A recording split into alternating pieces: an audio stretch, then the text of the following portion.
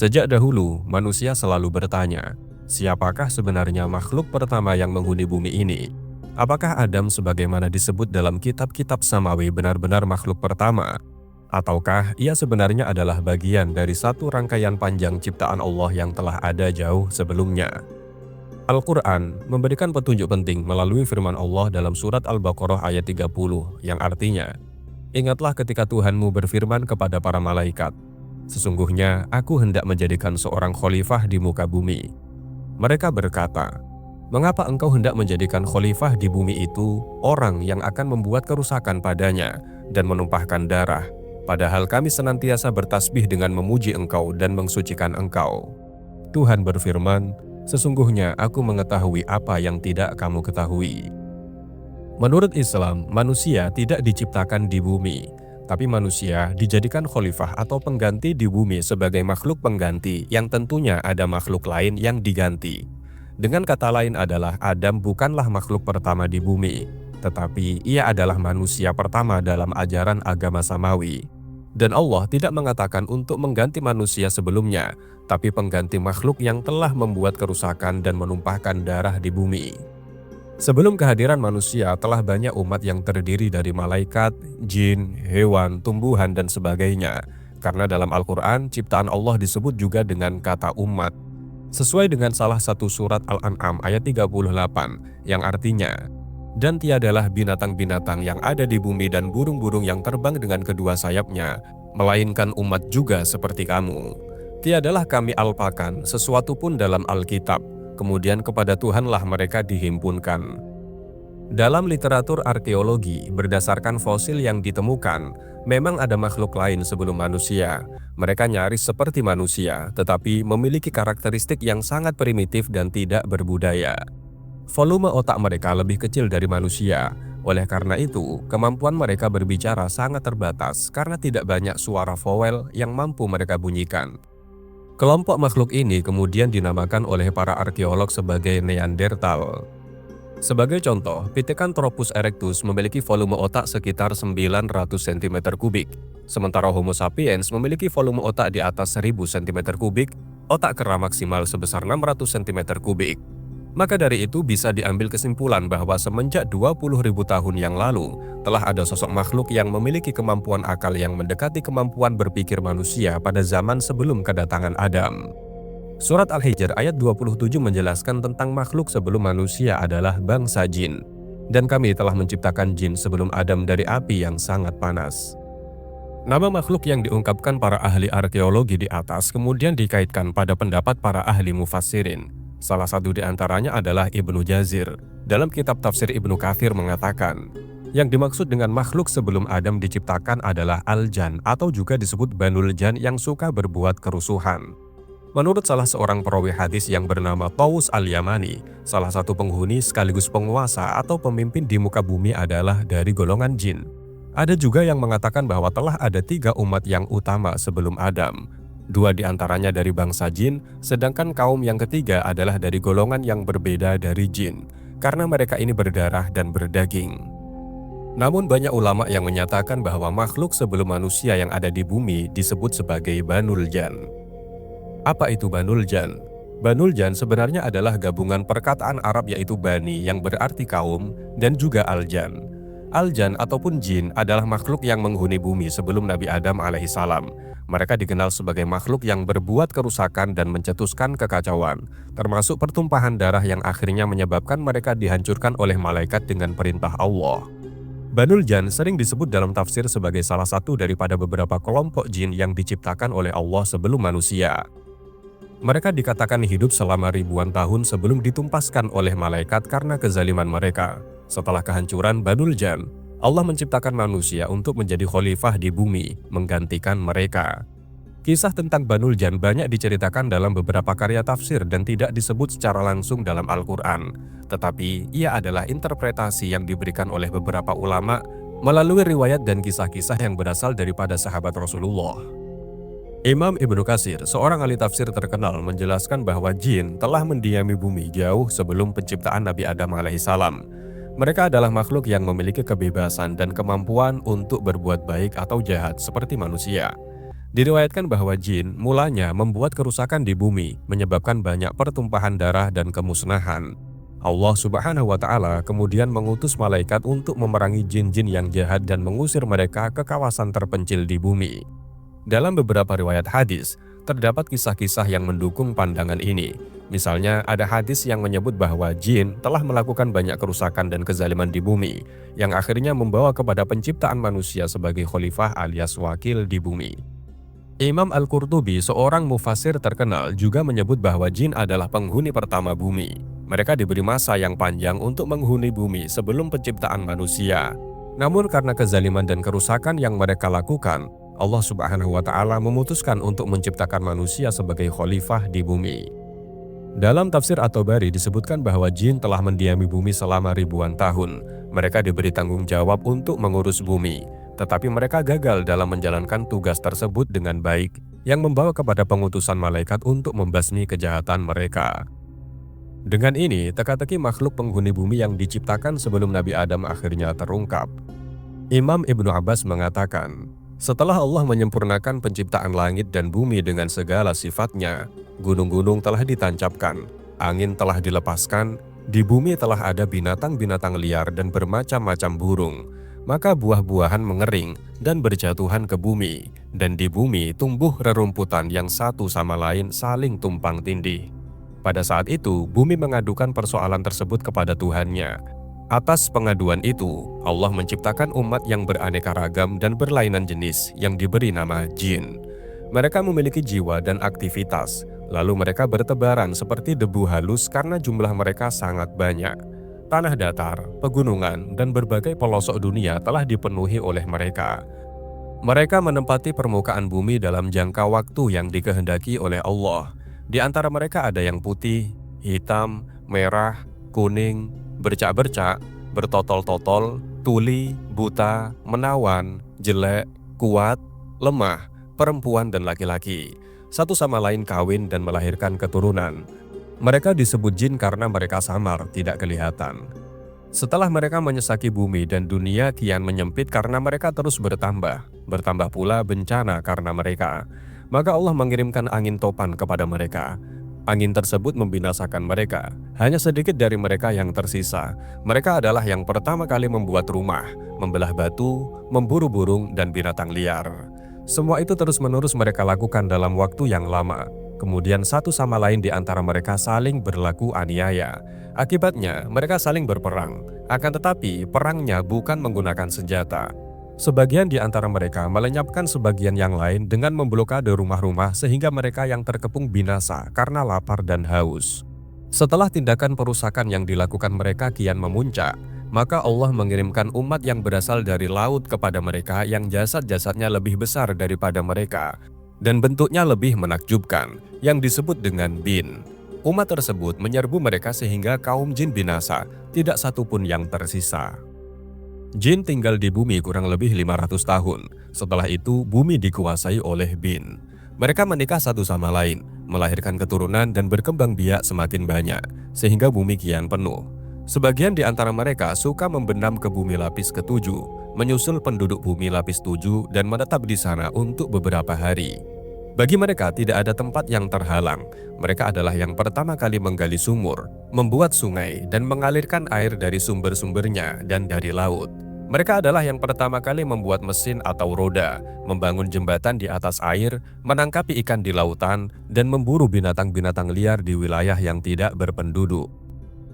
Oleh karena itu, semua binatang, baik di daratan maupun di lautan, mengadukan urusan tersebut kepada Allah, dan kerusakan yang disebabkan oleh mereka kian bertambah. Maka Allah menciptakan jan. Imam Ibnu Abbas radhiyallahu anhu mengatakan, Allah menciptakan jan dari nyala api. Beliau juga mengatakan bahwa jan adalah golongan jin laki-laki. Mereka memiliki jenis yang beraneka ragam. Di antara mereka ada yang disebut dengan nahabir, ada juga yang disebut nahamir. Umat ini layaknya seperti manusia, suka makan, minum, dan berketurunan. Di antara mereka ada yang mukmin dan ada juga yang kafir. Dan nenek moyang mereka adalah iblis yang dikutuk oleh Allah. Diriwayatkan bahwa Allah menjadikan malaikat sebagai penghuni langit dan menjadikan jan sebagai penghuni bumi. Setelah binatang liar dan burung mengadukan perbuatan jin dan bin, Allah menciptakan jan. Sebagaimana telah diceritakan, setelah Allah menciptakan Jan, maka Dia menempatkan mereka di bumi. Setelah tinggal di bumi, mereka berperang dengan Bin. Jan terlalu kuat bagi Bin hingga mereka mampu menghancurkan Bin sampai tidak ada satupun yang tersisa. Tinggallah Jan di bumi. Mereka menikah satu sama lain dan melahirkan keturunan sampai bumi ini penuh. Selanjutnya, di antara mereka timbul kedengkian dan aniaya. Di antara mereka banyak terjadi pertumpahan darah. Sebagian dari mereka mengganggu sebagian yang lain. Atas kejadian ini, bumi mengadu kepada Tuhannya. Maka ketika itu kepada mereka Allah mengutus bala tentara malaikat. Dalam rombongan tersebut ada iblis yang dahulunya bernama Azazil. Dahulunya, dia merupakan ketua malaikat. Dia bersama rombongannya mengusir Jan dari bumi. Akibatnya mereka mengungsi ke gunung-gunung dan tinggal di sana dan iblis merampas bumi dari mereka. Pada awalnya si iblis ini menyembah kepada Allah baik di bumi maupun di langit. Akan tetapi kemudian dia bangga dengan dirinya dan dia terasuki ketakaburan, kesombongan, merasa besar. Dalam keadaan demikian, Allah melihat apa yang ada di dalam hatinya. Maka Zat yang Maha Agung berfirman, "Ingatlah ketika Tuhanmu berfirman kepada para malaikat, sesungguhnya aku hendak menjadikan seorang khalifah di muka bumi." Mereka berkata, "Mengapa engkau hendak menjadikan khalifah di bumi itu orang yang akan membuat kerusakan padanya dan menumpahkan darah? Padahal kami senantiasa bertasbih dengan memuji engkau dan mensucikan engkau." Tuhan berfirman, "Sesungguhnya aku mengetahui apa yang tidak kamu ketahui." Quran Surat Al-Baqarah ayat 30. Dalam ayat tersebut ada kalimat may yufsidu fiha. Pada penggalan kalimat itu lebih tepat jika bukan diartikan sebagai orang, tetapi akan lebih tepat jika dimaknai sebagai makhluk. Sehingga dari penggalan kisah yang diceritakan Imam Ibnu Abbas tadi, terungkap sudah pernyataan para malaikat, "Mengapa engkau hendak menjadikan khalifah di bumi itu makhluk yang akan membuat kerusakan padanya dan menumpahkan darah?" Maksudnya seperti makhluk-makhluk yang diceritakan terdahulu, yaitu jin dan bin, sebab mereka telah melakukan kerusakan di muka bumi dan menumpahkan darah. Lalu siapakah sosok manusia purba yang fosil-fosilnya ditemukan dan diketahui berumur ratusan juta tahun lalu? Manusia tidak diciptakan di bumi, tapi manusia dijadikan khalifah di bumi. Sebagai pengganti tentunya ada yang diganti, alias Adam bukan makhluk pertama di bumi, dan Allah tidak mengatakan untuk mengganti manusia sebelumnya, tapi pengganti makhluk di bumi, yaitu Abu Jan dan Banul Jan. Mereka itu adalah penghuni bumi sebelum manusia. Bentuk basyariahnya tak jauh berbeda dengan manusia, maka Anda bisa buktikan bahwa makhluk selain manusia punya badan yang sama seperti manusia, yaitu Banul Jan, anak turun jin, juga Banul Ban, anak turun dedemit. Maka ketika bumi dirusak oleh mereka, mereka diusir bahkan dibasmi oleh malaikat, hingga mereka berlari terbirit-birit dan mencari tempat-tempat yang jauh dari anak Adam. Dahulu kala, ketika zaman Bani Adam belum ada, sedangkan bumi yang baru dihuni oleh penghuni pertama yang diciptakan dari cahayanya, Tuhan telah membuat makhluk baru yang berada di sisinya, yang bernama Abu Jan atau bapak seluruh jin. Abu Jan adalah awal mula dari Banul Jan atau anak jin, baik yang lalu hingga sampai akhir zaman. Banul Jan adalah penghuni kedua sebelum bangsa manusia lahir ke bumi. Iblis ketika itu belum lahir ke bumi. Kelahiran iblis generasi keempat dari bangsa jin. Tuhan bertitah kepada Abu Jan ini, "Dengan apa kamu meminta kepadaku, wahai Abu Jan?" Abu Jan menjawab, "Dengan kasih sayang engkau terhadap hamba ya Tuhan, maka diri hamba pun akan berkasih sayang dengan keturunan hamba." "Apa yang kamu minta dariku, wahai Abu Jan? Apakah kamu tahu bahwasanya kamu baru saja aku ciptakan dari sejenis api? Tubuhmu dari inti api dan ruhmu dari cahaya, karena setiap roh yang bernyawa aku ciptakan dari cahaya dari sisiku. Terima kasih oh Tuhanku yang selalu hamba agungkan. Hamba meminta tubuh hamba tidak bisa dilihat oleh seluruh makhluk, kecuali yang engkau kehendaki saja yang bisa melihat hamba dan keturunan hamba," kata Abu Jan. "Akan kukabulkan permintaanmu, selain itu apalagi wahai Abu Jan? Apakah hamba akan hidup di surga yang hamba tempati saat ini wahai Tuhanku? Kamu bisa menempati surga ini, begitu juga untuk dirimu saja bisa terbang sesuka hatimu, dan tinggal sesuka hatimu sampai aku perintahkan dirimu turun ke bumi. Dan ketika itu, keturunanmu tidak akan sanggup mendatangi tempat surga pengangkatan makhluk, hanya dirimu saat ini yang kuat. Setelah kamu menyentuh tanah di bumi, maka kamu menjadi makhluk bumi dan kamu pun akan membuat keturunan dan mati di bumi. Namun hanya kamu seorang yang bisa terbang di langit dunia ketika tinggal di bumi. Langit dunia adalah tata surya seluruh pelosok jagat raya ini. Singgasana Tuhan berada di luar tata surya yang berada di tempat kosong. Tidak ada benda apapun, itulah disebut sebagai arsy-Nya Tuhan. Karena tempatnya sangat tinggi, tidak ada makhluk yang bisa ke sana kecuali yang dikehendaki oleh Tuhan sendiri. Karena Tuhan Maha berkehendak, bahkan iblis pun tidak akan sanggup. Bolehkah hamba meminta sesuatu ya Tuhanku? Apa itu permintaanmu wahai Abu Jan? Jika hamba engkau angkat sebagai pemimpin seluruh makhluk di muka bumi ini pada masa hamba, maka hamba meminta salah satu keturunan hamba nantinya yang bernama iblis agar Tuhan berkenan, dia tinggal di surga pengangkatan makhluk. Wahai Tuhanku, jadikanlah dirinya menggantikan hamba dan berikanlah kecerdasannya seperti yang hamba punya saat ini. Baiklah jika nanti iblis lahir di bumi, maka akan aku angkat dia di sisiku, dan akan aku beri hikmah dari ilmuku sehingga dia pun pandai. Kekuatannya seperti penghuni pertama dan kecerdasannya melebihi makhlukku yang nanti aku ciptakan. Maka Abu Jan turun dengan kekasihnya, menghasilkan keturunan yang sangat banyak, sambil beribadah kepada Tuhan. Beliau juga menjadi guru bagi anak keturunannya sampai beliau wafat. Setelah keturunan bertambah banyak, generasi inilah yaitu generasi Banul Jan yang kuat-kuat dan cerdas-cerdas. Ilmunya sangat hebat, karena zaman dari Abu Jan sampai Banul Jan yang kuat belum ada pembinasaan dari Tuhan. Jadi ilmu mereka bertambah terus sesuai bertambahnya umur mereka. Ketika generasinya iblis lahir di bumi, para Banul Jan berkoloni menjadi beberapa bagian. Maka terciptalah 8 kerajaan di bumi dan 1 kerajaan di surga. Total kerajaan itu adalah 8 kerajaan yang sangat besar dan megah di bumi. Sedangkan iblis belum mempunyai kerajaan, walaupun dia disebut seorang raja karena dia mendiami surga pengangkatan makhluk. Zaman dahulu kala ketika zaman pertengahan Banul Jan, bumi masih kering dan tandus. Zaman ini sendiri ketika bumi belum terbentuk seperti sekarang, seperti air laut yang melimpah dan oksigen yang banyak, air tawar pun masih sedikit. Namun air di laut melimpah, tapi tidak semelimpah seperti sekarang yang sangat-sangat melimpah. Bahkan saat ini lautnya lebih luas dibandingkan dengan tanahnya sendiri. Dahulu oksigen sangat tipis karena Banul Jan adalah makhluk yang menghirup oksigen sangat sedikit. Walau bagaimanapun, jika api ingin menyala tetap saja membutuhkan udara, walaupun itu sangat sedikit sekalipun. Begitulah kehidupan Banul Jan yang membutuhkan sedikit oksigen untuk bernafas. Berbeda dengan manusia yang boros sekali dengan udara dan air. Setelah kerajaan terbentuk menjadi 8 kerajaan, yaitu kerajaan kakak-kakaknya iblis. Karena iblis sendiri diangkat ke surga seperti permintaan bapaknya iblis. Kerajaan ini dibagi menjadi 8 wilayah di muka bumi, yaitu kerajaan bagian selatan, kerajaan bagian utara, kerajaan bagian timur, kerajaan bagian barat, kerajaan bagian bawah atau dasar bumi, karena mereka bisa menembus ke tanah. Bahkan bermandikan dengan magma pun tidak apa-apa, karena tubuhnya lebih panas dibandingkan dengan magma bumi. Kerajaan bagian atas atau langit bumi, yaitu yang tinggal di sekitar atmosfer bagian atas bumi. Kerajaan bagian darat atau di atas tanah, dan kerajaan di air seperti di laut, danau, dan aliran sungai. Dan yang ke-9 kerajaan iblis, yaitu berada di sisi Tuhan, tepatnya surga pengangkatan makhluk, kerajaan iblis di luar alam semesta dunia.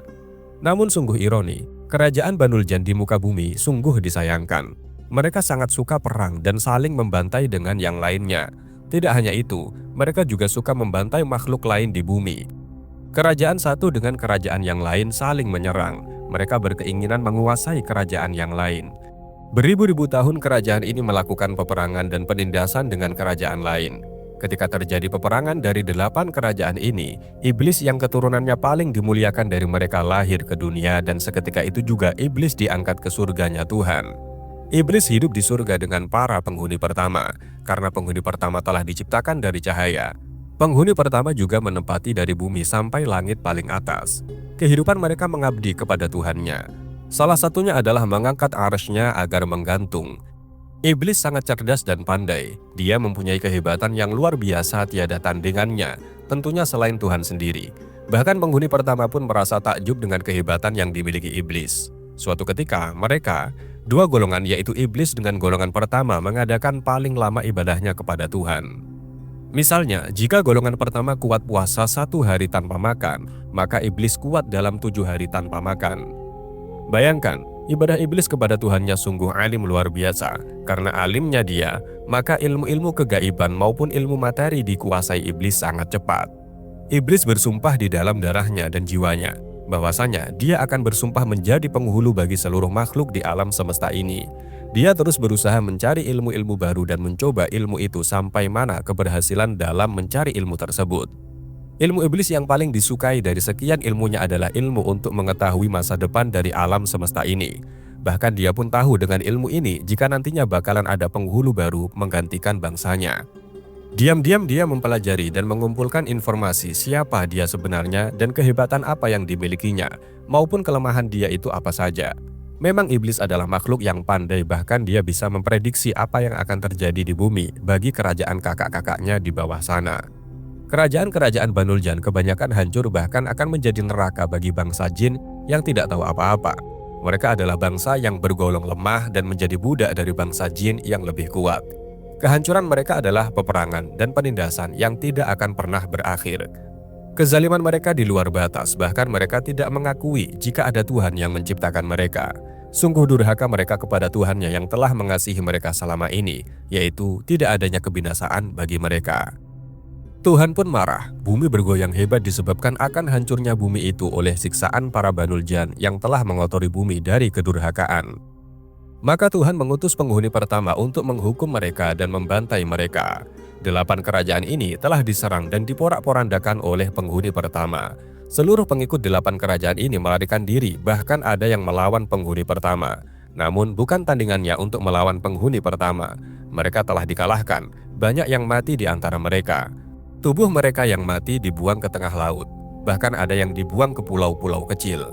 Sedangkan Banul Jan yang pintar yang telah melarikan diri bersembunyi di pulau-pulau yang kecil beriklim tropis. Seperti untuk saat ini bersembunyi di wilayah Indonesia karena negaranya berpulau. Untunglah yang bersembunyi ini selamat walaupun tidak mempunyai kerajaan lagi, karena kerajaan mereka hancur luluh. Sedangkan bangsa jin yang lemah, mereka diberi kebebasan untuk hidup. Mereka hidup damai dan tenang dengan terlepasnya bangsa Banul Jan yang lebih kuat dan sombong. Walaupun mereka dibantai, akan tetapi dari sebagian golongan yang masih kuat dan sombong bersembunyi dari incaran para penghuni pertama. Mereka selalu berpatroli, mengitari bumi untuk mengetahui keberadaan para Banul Jan yang durhaka untuk melawan kepada Tuhan. Banul Jan yang pintar, pandai sekali berkamuflase sesuai dengan kepandaian mereka yang mengubah bentuk apapun. Kebanyakan mereka berubah bentuk menyerupai hewan di masa itu dan juga menyerupai tumbuh-tumbuhan yang rimbun. Pada waktu Banul Jan yang durhaka dihukum oleh Tuhan semesta alam, iblis ketika itu melihat mereka dari singgasananya, yaitu di luar alam semesta. Dia melihat bangsanya yang telah dibantai. Iblis tampak sedih karena walau bagaimanapun mereka yang menguasai 8 kerajaan adalah kakak-kakaknya iblis yang sangat pintar dan kuat. Maka sejak saat itu iblis bersumpah, jika nanti ada bangsa lain yang lebih rendah kemampuan dari dirinya, maka dia tidak akan mengakui sebagai penghulunya. Karena saat ini iblis mengakui dirinya sendiri sebagai penghulu dan pemimpin bagi seluruh makhluk Tuhan. Dinasti kerajaan para Banul Jan telah hancur dan musnah. Mereka terpecah belah menjadi beberapa golongan dan tidak mempunyai pemimpin yang kuat. Mereka menjadi kelompok kerajaan yang kecil-kecil. Wilayahnya pun menjadi sempit seperti kelompok suku. Banul Jan yang pintar dan pandai telah musnah. Karena kepintaran dan kepandaian bagi mereka ditentukan dengan umur. Barang siapa yang umurnya paling panjang, maka dialah yang paling kuat. Karena bagi mereka, setiap detiknya mengasah kemampuan menjadi yang terkuat. Selama ribuan tahun itu, para Banul Jan yang terkuat telah musnah. Mereka telah tergantikan dengan bangsa jin yang lebih kecil kemampuannya dan juga kemampuan kegaibannya tidak seberapa. Mereka adalah generasi yang lemah, karena mereka masih muda dan umurnya tidak panjang lagi sepanjang umurnya Banul Jan yang lama. Jika para penghuni 8 kerajaan dahulu umurnya beribu-ribu tahun, sekarang hanya ribuan tahun. Kebanyakan 1000 tahun itu pun dianggap remaja. Sedangkan umur 400 tahun dianggap untuk ukuran manusia sekitar 10-14 tahun. Betapa masih kecilnya mereka. Untuk menjadi yang terkuat pun susah, karena mereka adalah generasi baru, tidak seperti generasi lama. Namun generasi lama yang bisa menyelamatkan diri dari kebinasaan telah bersembunyi untuk menyelamatkan diri, sehingga mereka bisa hidup dan selamat. Umurnya juga sangat panjang dibandingkan dengan generasi baru dari keturunan bangsa jin sekarang. Banul Jan yang selamat ini masa lalunya tidak mempunyai kekuasaan. Sekarang mereka bisa bernafas lega karena mereka membawahi jin-jin yang baru lahir dan masih bodoh. Bangsa jin sekarang tidak seperti mereka yang ilmunya sangat banyak, terutama ilmu kegaiban. Namun tidak ada yang seperti iblis, apalagi menandingi kekuatannya pada zaman kemusnahan saudaranya. Karena dia adalah satu-satunya penguasa kerajaan yang masih utuh. Apalagi dia menguasai kerajaan di surga bersama dengan penghuni pertama. Iblis saat ini adalah golongan Banul Jan yang paling kuat dari penguasa jin setelah kehancuran 8 kerajaan yang berada di muka bumi. 8 pemimpin kerajaan beserta para menteri dan penduduknya musnah. Sebagian kecil saja yang selamat, itu pun dianggap lemah pada zamannya. Iblis mengetahui kejadian ini karena dia pandai meramal dan berhitung apa yang akan terjadi di masa yang akan datang. Walaupun dia bisa berhitung untuk masa depan nantinya seperti apa, ramalan iblis itu jauh dari kesempurnaan karena sifatnya bisa benar dan bisa juga salah.